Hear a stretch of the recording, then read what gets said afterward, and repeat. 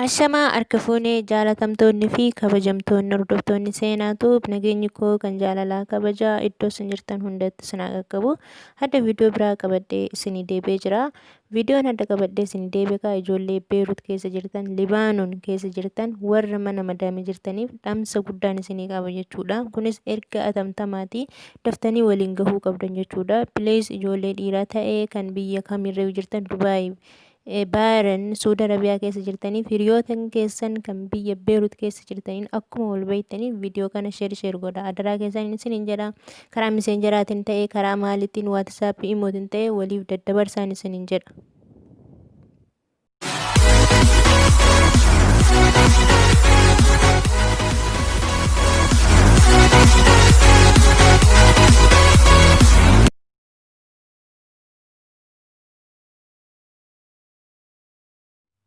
Shia balayan kiyya ittan isiniif ufaa viidiyoo tana haga dhumatti dhaggeeffadhaa. Warri chaanaali kanaaf haarawaa taatan immoo sabskiraayib godhaa. Wantoota garagaraan isin biraan gahaa waan isin fayyadu qofa yuutuubiin kun.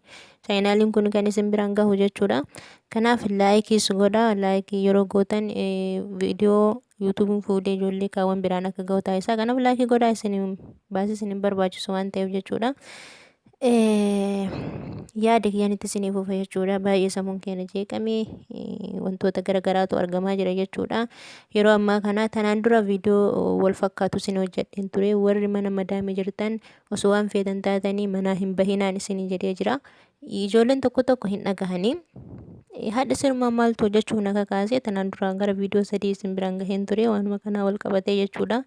Garuu amma sadhas maaltu deebisee na hojjechiise ijoolleen warri habashootaa jechuudha.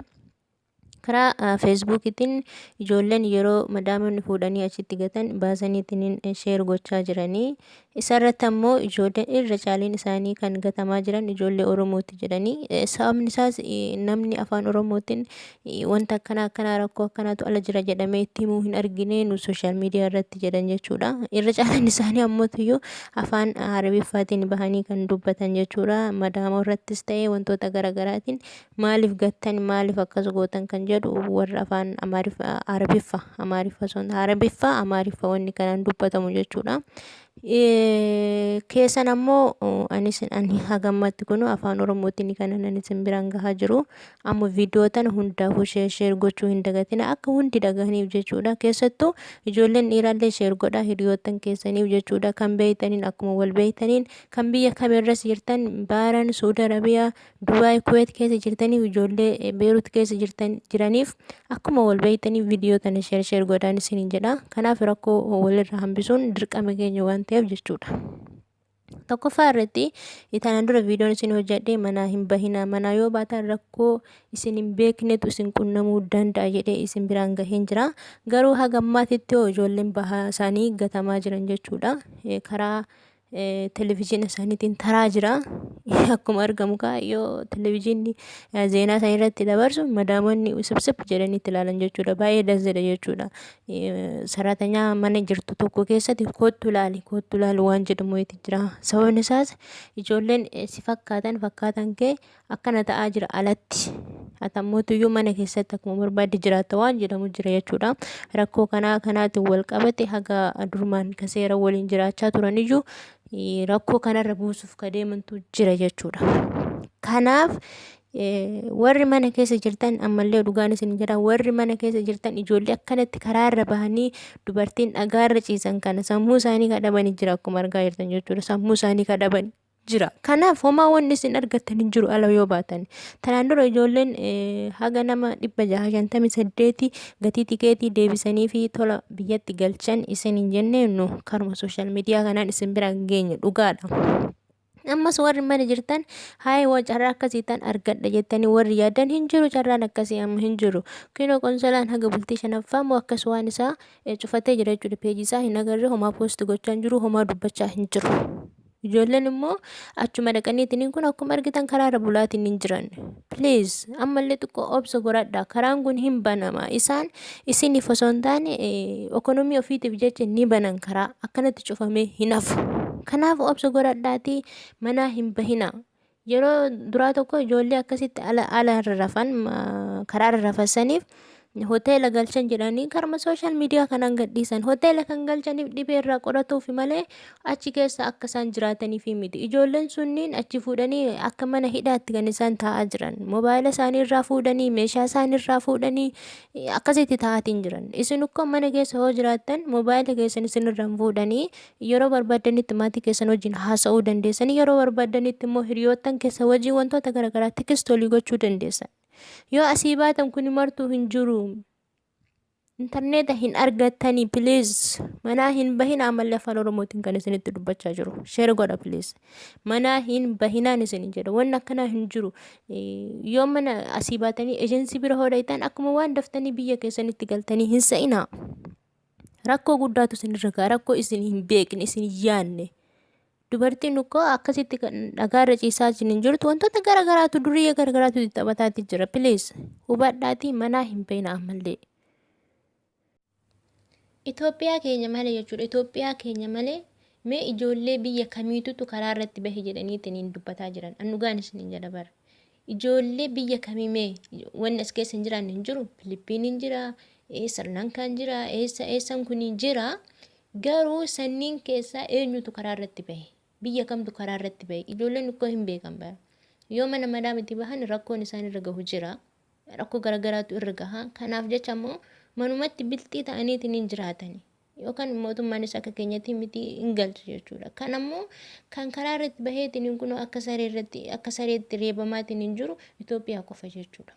Kanaaf immoo wanni kun akka dukkanaa itti nafu, wanni martu akka wal makee kanatti nafu, wanni martu ni sirraa ta'a. Kanaaf obsa godhadhaatii manaa hin bahinaan isin jedha. Ijoolleen ukkoo sagalee ofii miidiyaa irratti akka dubbatamu hin barbaanne haadha viidiyoo isaanii miidiyaa marxisiisachuuf. Annugaan isin jedha baay'een gadda. Ijoolleen tokko tokko jechuudha sagalee ofiitu miidiyaa irratti baasuu hin jaalatan. Sagalee nafee haadha garuu viidiyoo isaanii kan isaan karaarra rafan, kan isaan karaarra angalaata'aman social media marti fuudhetiin hin bittinneessa. Kuni maaliif ta'a? Manatti turaa, mana keessa turaa baqa. Hin bahinaa. Hin bahinaan isin jedha viidiyoo tan ishee godhaa adaraa. Haadha gahanii warri afaan Oromoo warra haasan qofatu dhufaa jira waan jedhaniif irra caalin jechuudha. Kanaaf viidiyoo tan ishee walii godhaa. Hin bahinaa mana madaamitiin isin jedha.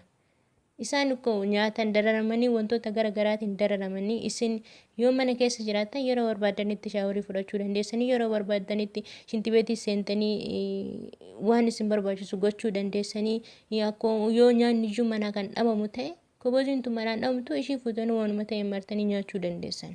Yoo ala baatanoo kuni martuu hin jiru rakkoo mataan keessan irratti isin garagara. Kanaaf obsa godhadhaatii mana keessa turaan isin jedha. Yoo ishiin giddiidhanuu kan isin baasuuf taate hin bahinii didii dhugumatti poolisiin dhufee si haa fuudhu wanta akkas jedhamu hin jiru. Akka duraanitti miti wanti martiin sirraatis jira. Immoo akka duraanis miti hojiittis irra caaleen isaanii deebi'anii jiranii yaani hin banamu jechuu barbaadetti karaan kun. Kanaaf yaa obboleeyyan kiyyaa waan beeynuun afaan beeynuu yoo wal gorsinee wal qabanne malee baay'ee rakkisaadha. Argaa jirtanii waan ta'amaa jiru hundaa jechuudha. Please mee warri isinii sirriitti yaan isinii gale koomentii jalatti illee walii ibsaana caala walii ibsuu ni dandeessa waan ta'eef jechuudha. Nugaa baay'een gadda.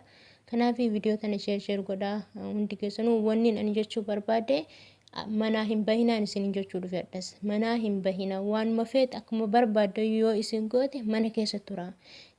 Damoosa malee hojjadhaan isin jedhe mana bahurri. Damoosa malee hojjadhaa isinii kennaan jiraniin dhugaadha.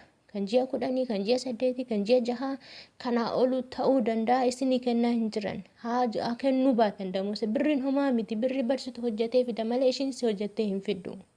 Kanaaf ati fayyaa yoo taate birrii tana argachuu dandeessa. Biyya gaddeemtuu tana taate malee osoo biyya biraa taate kan waggaa tokko asitti hojjettu biyya biraatti ji'a 3 ji'a 4 argachuu dandeessa. Kuni martuu carraadha ta'e ishii waan ta'e hunda amiin jennee fudhachuudha. Intara barri waan ta'eef jechuudha. Obsanii dabarsan bara akkanatti miti. Lakki hoshi waan akkanaa sitti dubbatte fuudhi achi nageessiyyuu kan jedhan jira ijoolleen. Kan yaadni hin galleef jechuudha. Kanaaf yaadni isin haa galuu ala yoo baatan rakkoo akkanaatu isin qunnama nyaata hin argattanii uffata keessanuu isinirraa fuudhaniitiin mobaayila keessan isinirraa fuudhaniitiin homaa akkanumaan teessa jechuudha wala dhabaa wayii. Kanaaf mana keessa tura moobaayila keessan harkatti qabattanii maatii keessan haasoftanii sooshaal miidiyaa argitanii argaa dhagahaa walii sheer godhaan isiniin jedha. Viidiyoo tana har'a kanaafan qabadhee kan isinii dhufe isinis koomentii jalatti yaada qabdaniin walii qoodan isiniin jedha.